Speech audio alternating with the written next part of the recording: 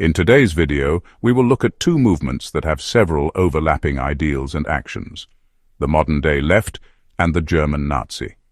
Both modern-day followers of the left and Nazi German believed in core issues, first point being antisemitism. They both portrayed Jewish people as bad in their time and have both shown hatred toward them. While ignoring the crimes and evil perpetuated by Hamas, the modern-era opponents of Israel believe they are the sole aggressors, even forgetting how October 7th was particularly one-sided as an attack on Israel. Oftentimes in the past, Hamas was the one using weaponry that killed their own people, whether by design intentionally to portray themselves as victims, or accidental friendly fire, or even incompetence. Moving on from the most obvious similarities with two movements. The silencing and suppression of enemies and opposition is a core defining feature of fascism.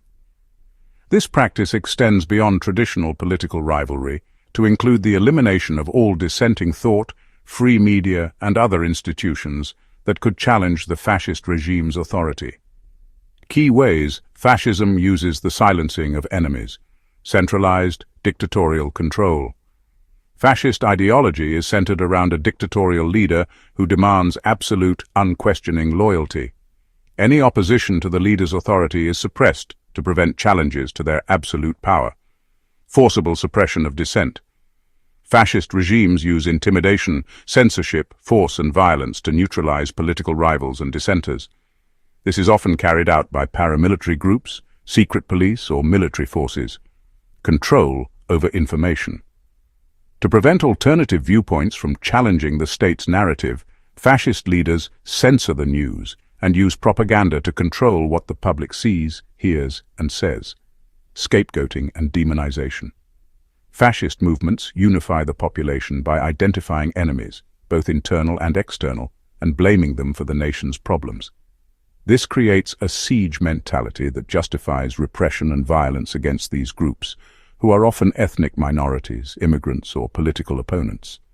Elimination of independent institutions. Fascist regimes often dismantle or subordinate independent institutions like parliaments, courts, and universities to remove any checks on their power. Historical examples. Mussolini's Italy. As early as 1925, Mussolini's regime abolished independent labor unions in favor of state-controlled organizations, closed down anti-fascist newspapers, and empowered a special tribunal to try political opponents. Nazi Germany. After taking power, Adolf Hitler quickly eliminated all political opposition and outlawed rival parties, creating a one-party state. The Nazis also engaged in anti-intellectualism, including book burnings of material deemed subversive or un-German. Fascism versus other forms of authoritarianism. While the suppression of opposition is common in many autocratic systems, fascism is often distinguished by its highly ideological and totalizing ambition. Unlike authoritarian regimes that might tolerate some social or individual freedoms, fascism seeks to control all facets of public and private life to enforce ideological conformity.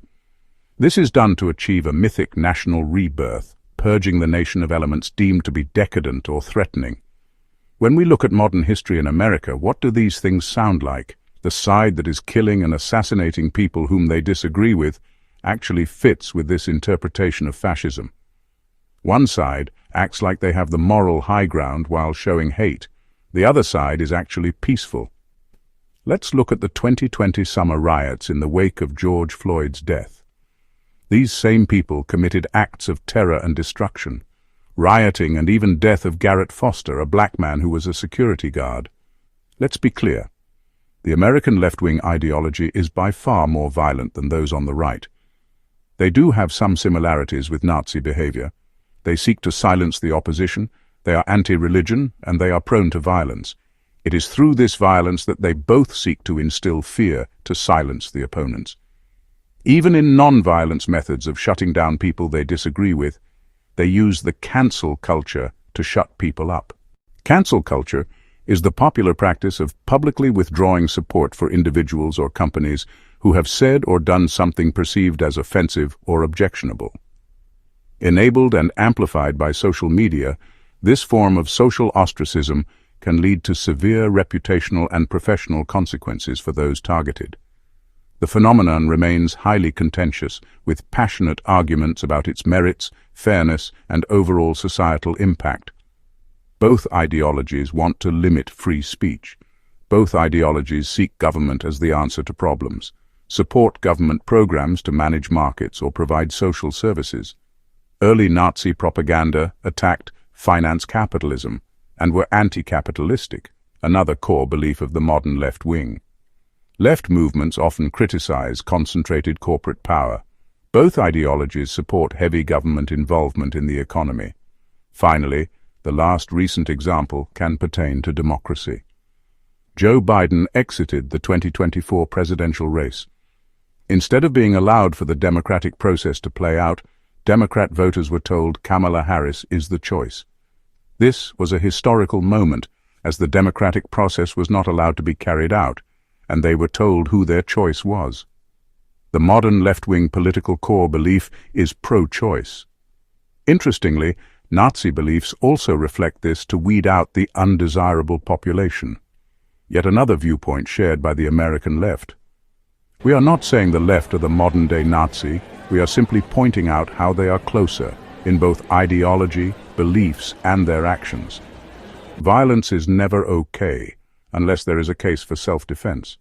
Committing violence against someone who you are offended by their words makes you closer to a modern-day Nazi than the people who are simply calming, talking, and proving your poor points incorrect.